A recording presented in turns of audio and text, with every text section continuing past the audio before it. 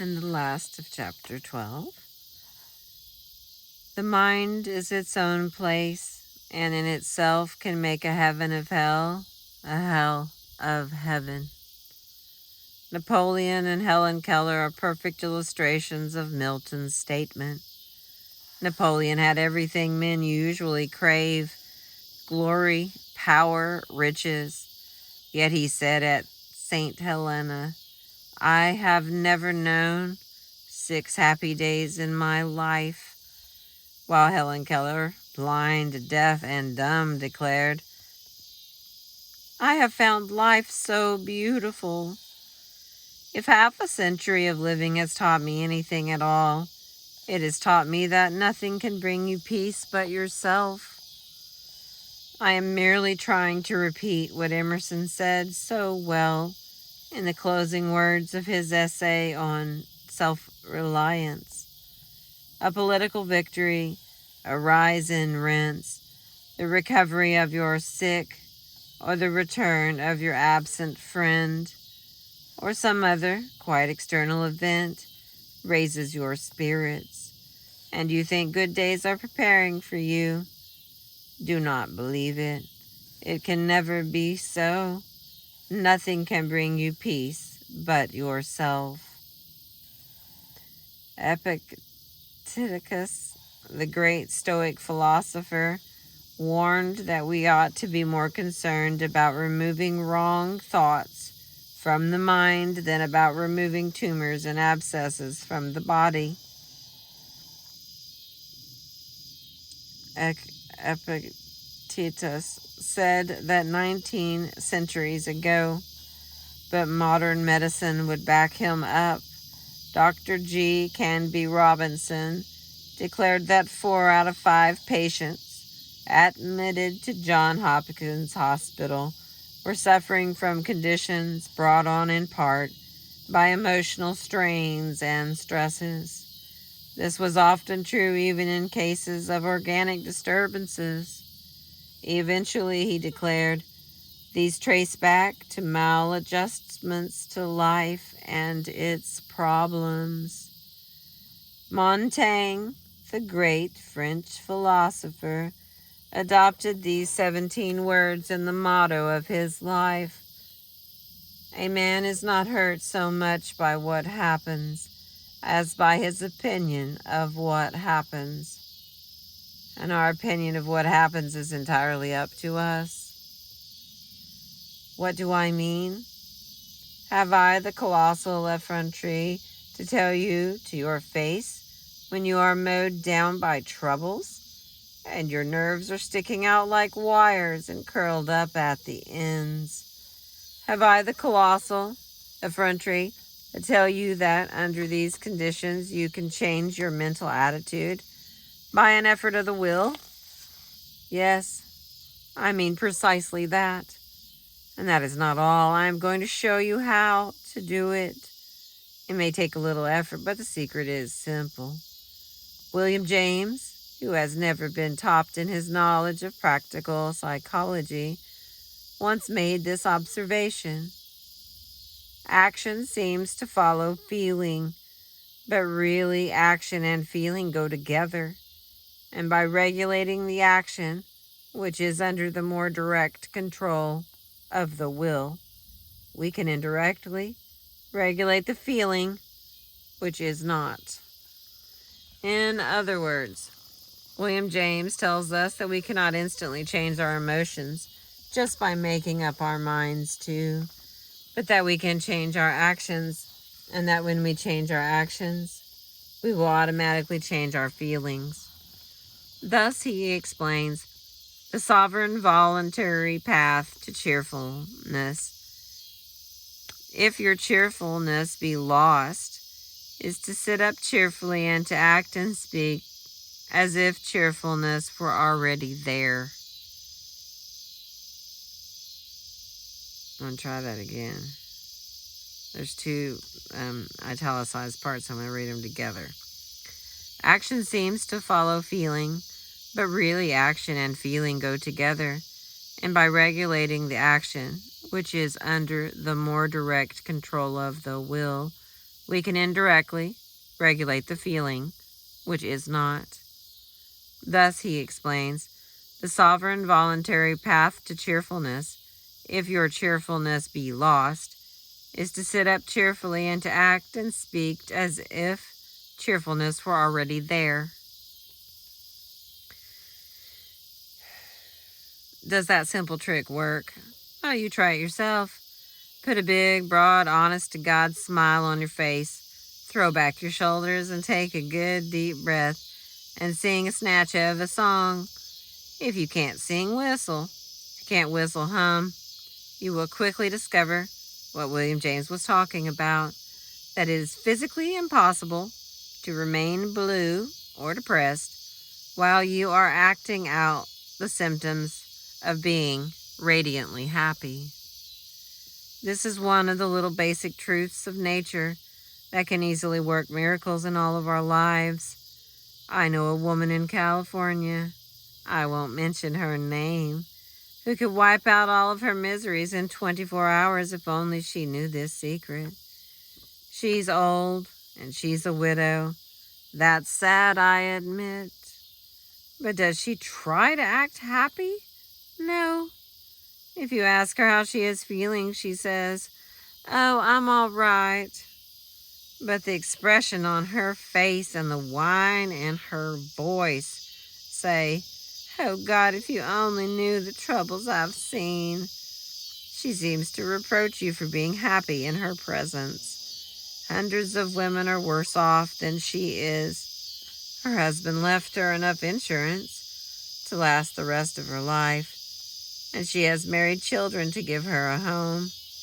But I've rarely seen her smile. She complains that all 3 of her son-in-laws are stingy and selfish, although she is a guest in their homes for months at a time. And she complains that her daughters never give her presents, although she hoards her own money carefully, for my old age. She is a blight on herself and her unfortunate family. But does it have to be so?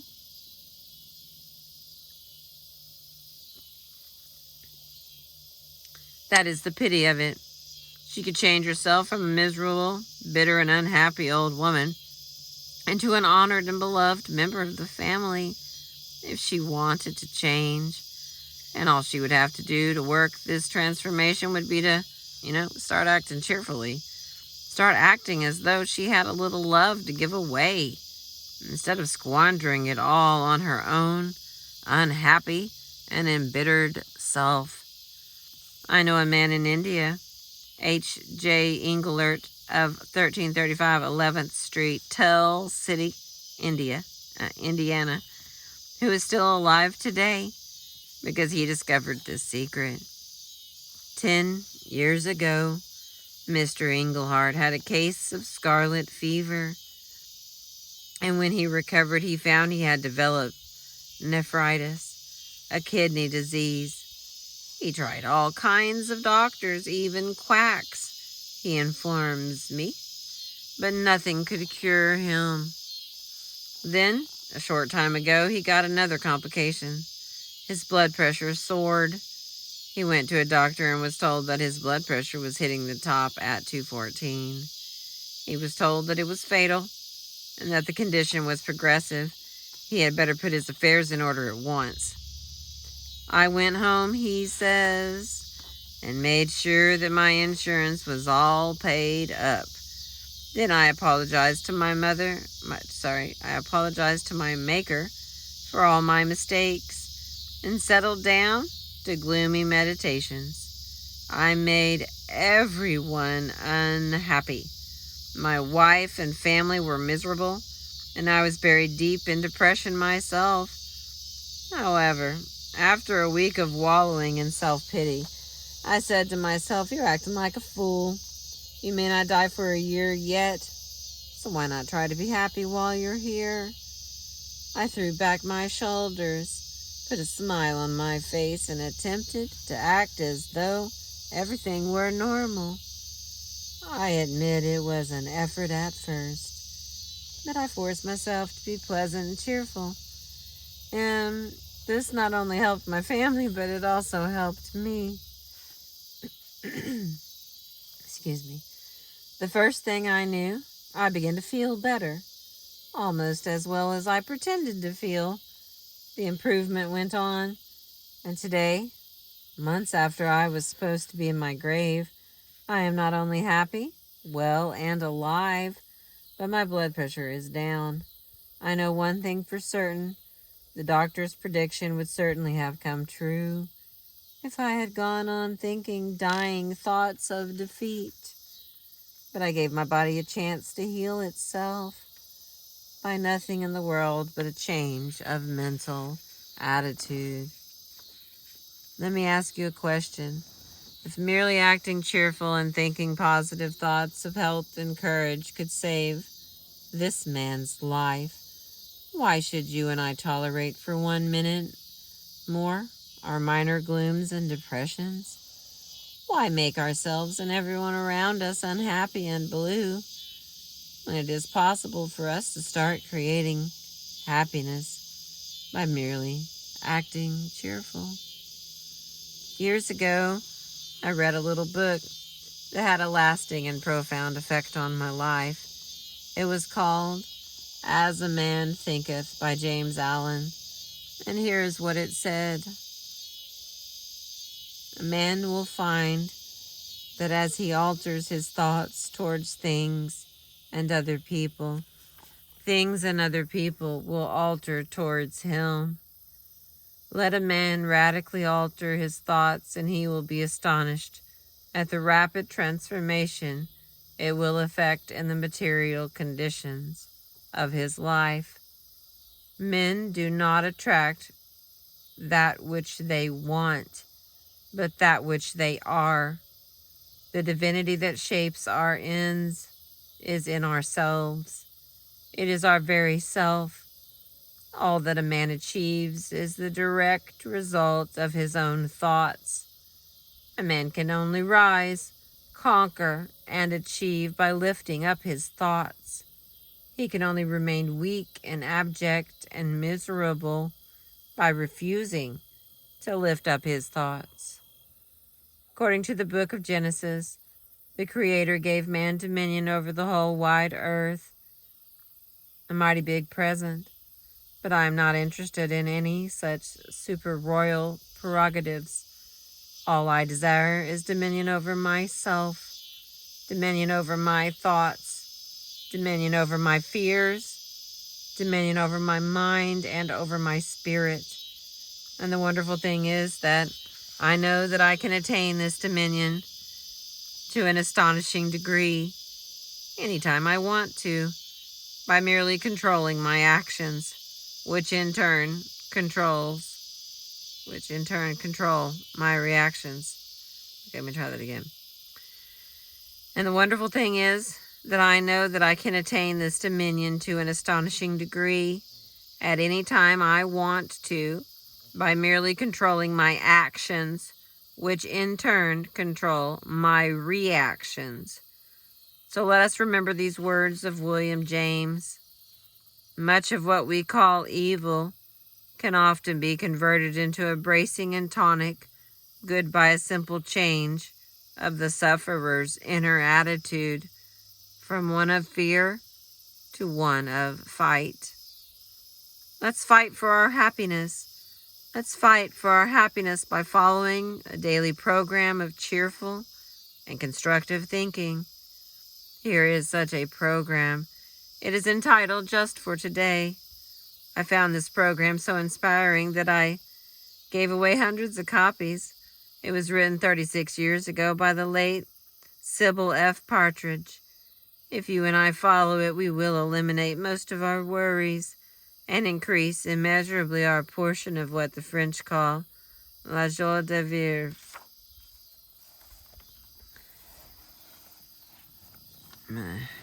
This is the last part. I'm going to read it all together, and then I'm going to attach it entirely by itself because it's something good to listen to every day, or at least on rough days. Just for today. Just for today I will be happy. This assumes that what Abraham Lincoln said is true, that most folks are about as happy as they make up their minds to be. Happiness is from within.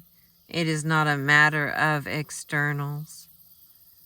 Just for today, I will try to adjust myself to what is, and not try to adjust everything to my own desires. I will take my family, my business, and my luck as they come and fit myself to them. Just for today, I will take care of my body. I will exercise it, care for it, nourish it, not abuse it nor neglect it, so that it will be a perfect machine for my bidding. Just for today, I will try to strengthen my mind. I will learn something useful. I will not be a mental loafer. I will read something that requires effort, thought, and concentration. Just for today, I will exercise my soul in 3 ways. I will do somebody a good turn and not get found out. I will do at least 2 things I don't want to do, as William James suggests, just for exercise. Just for today, I will be agreeable. I will look as well as I can, dress as becomingly as possible.